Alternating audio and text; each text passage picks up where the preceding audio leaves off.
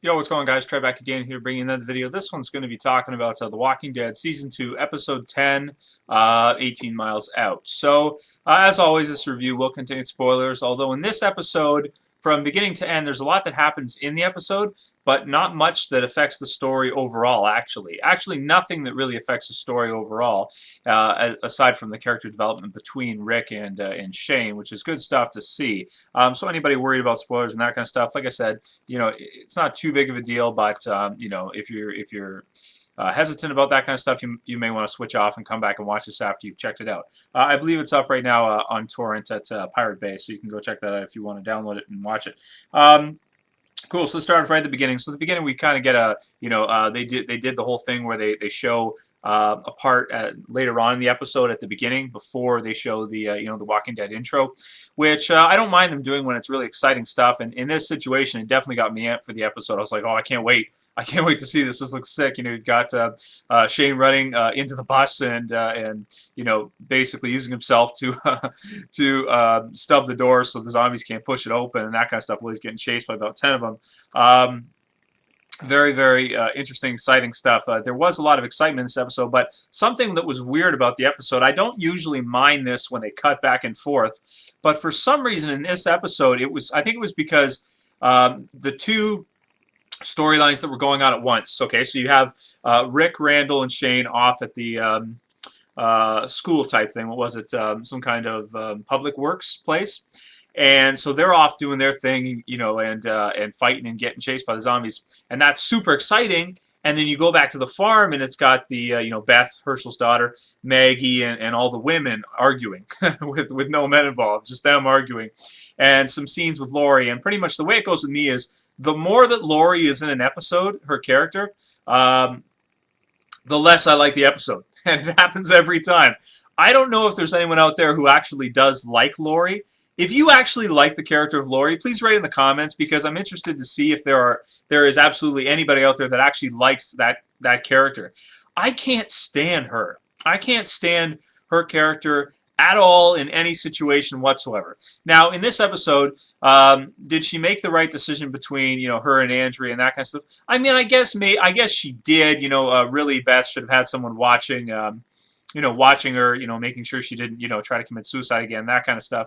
And Andrea basically was like, no, I'm going to let her have the choice. If she wants to, that's her right. We can't take that away from her to choose, the right to choose. If she wants to live, then, you know what I mean? She's going to want to live. If she wants to commit suicide, no one can really stop her, because you can't have somebody there to watch her all the time.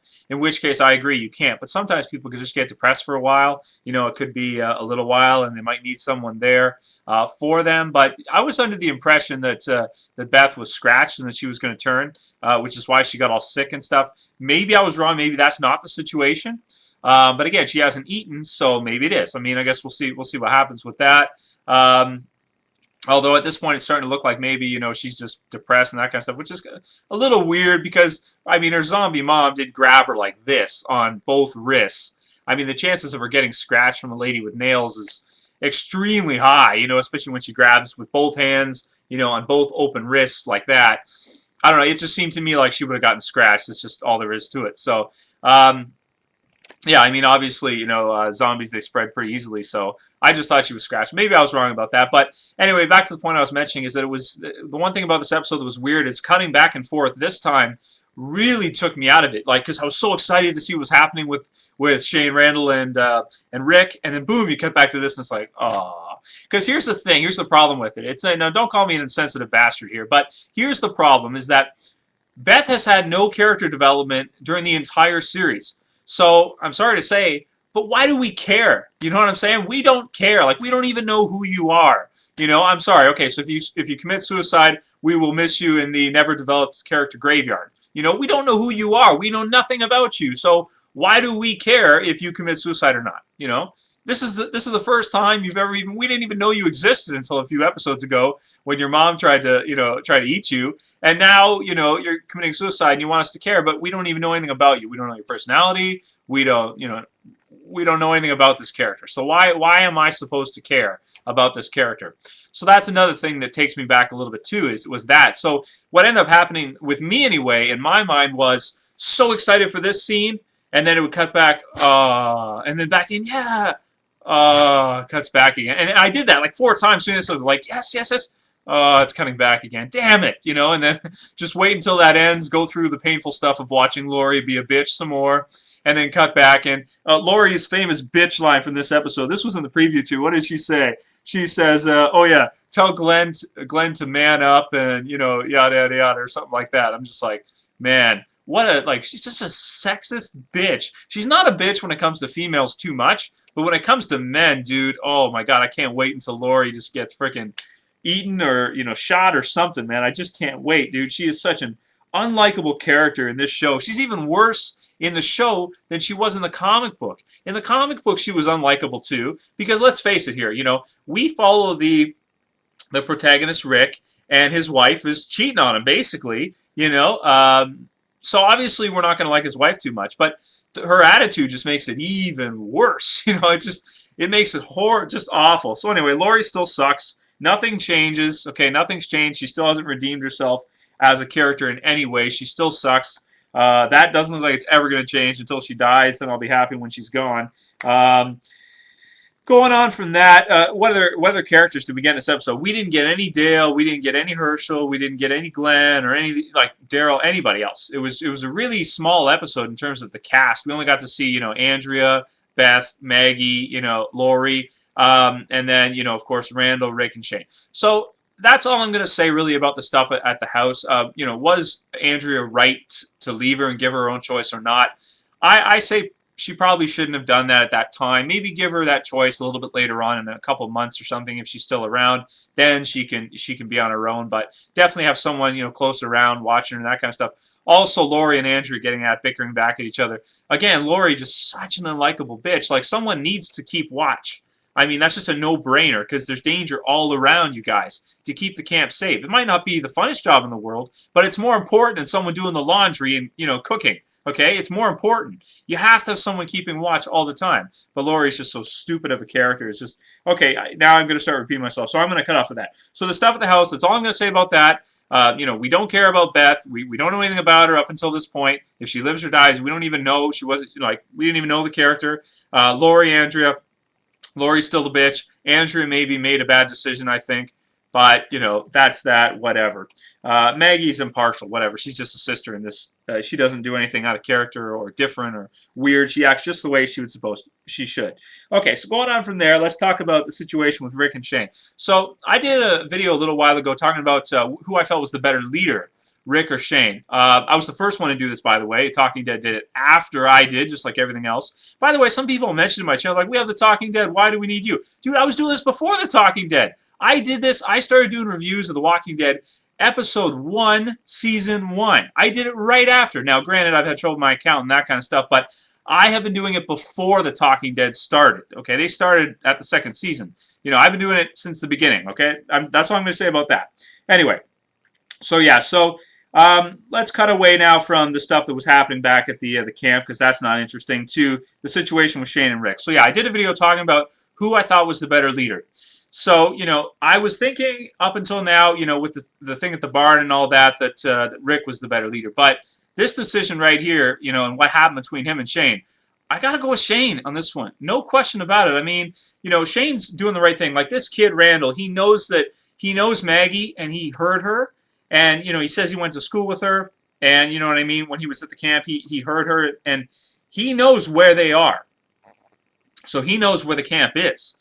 So, you know, they can't just let him leave. So they either have to keep him at the camp, which is like, you can't trust this kid. You know what I mean? Or you put him down. And I'm sorry to say, but the right decision is you got to put him down. You can't let him go. Because he knows he knows who Maggie is.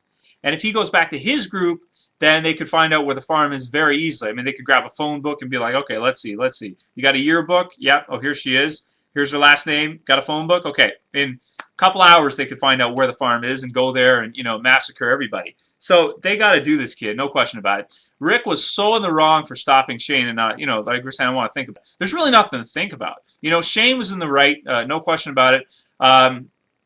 You know, yeah, that's really all I have to say about it. You know, Rick was wrong.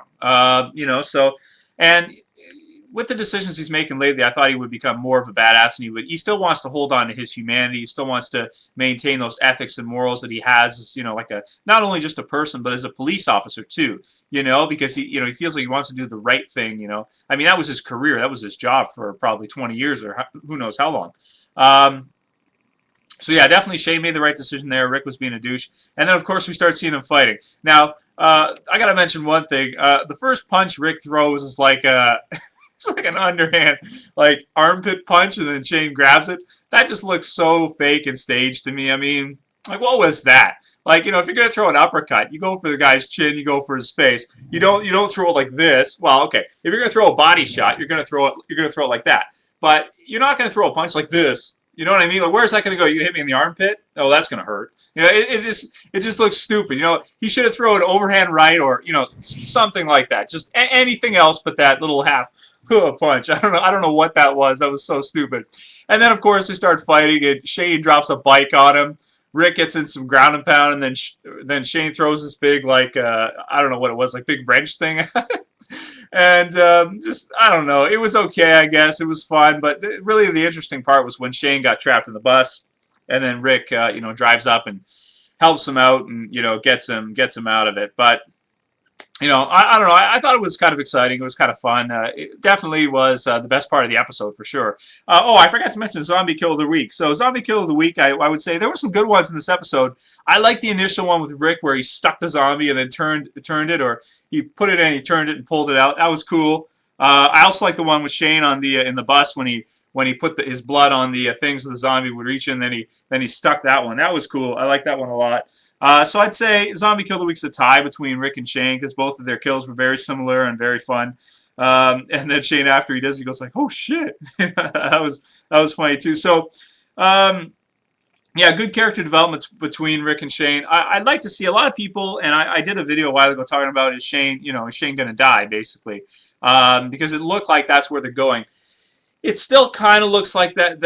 It kind of looks like that's where it's going, because Rick is basically saying like I'm in charge, and you got to deal with it, that kind of stuff. I'd like to see Shane leave the group or stay with the group but live. I prefer it if Shane didn't die at this point because, like I said, he's been right about a lot of the decisions he's made, especially this one with Randal. It almost got, almost got Rick and him killed just because Rick wouldn't let him just put this kid down when obviously he had to. He had no choice. He had to put him down. So, because, the kid knows where they are. So, he knows where the farm is, or he could find out easily. So he'd have to do it. So definitely, Shane was right about that. And Rick, I don't know, man. So I definitely like to see Shane live. I hope he doesn't. A lot of people are calling for him to die in episode 12. So 2 more episodes we may see the end of Shane. That's with the rumors going around. And there's been a lot of foreshadowing up to it, with them fighting and that kind of stuff. So yeah, that's that. Good character development between the two. But definitely I think it wasn't as good as the last 2 episodes. Exciting, but not as well-rounded. Like I said at the house, we don't know Beth. So what is that supposed to do for us? You know what I mean? I mean, it is interesting, the questions of, people losing their will to live and this kind of stuff, but, it's got to be somebody that matters. Like, if Andrea does it, okay, she's a main character, but we didn't even know this Beth character existed until, like, 2 episodes ago, so that doesn't matter. So, overall, I'm going to give the episode a 7.5 out of 10. I thought it was a good episode, but it definitely wasn't the best we've had. It wasn't the best of the season. It was exciting. There was some cool stuff. But I would have liked to see them kill Randal in this episode. I think that would have brought this up to like a 9 for me if they would have actually killed Randal. Somebody's got to kill Randal. Let Shane do it, or have Rick just say, okay, you were right, and then do it. Just to make amends for their stupid fight and all the stuff that happened. So yeah, some good zombie action. Nice to see some zombies again because we've had a lot of episodes where we haven't seen a lot of zombies. So it's really nice to see a good number of zombies again. Good fight between Rick and Shane, minus the little armpit punch Rick threw. And, boring stuff at the house. So, yeah, that's pretty much it for this review, guys. I'll see you for the next one next week. I hope you liked the episode. I didn't like it too much. Let me know what you think, of course, though, because I'm sure a lot of people will be split. And let's talk about it. Later, guys. Peace.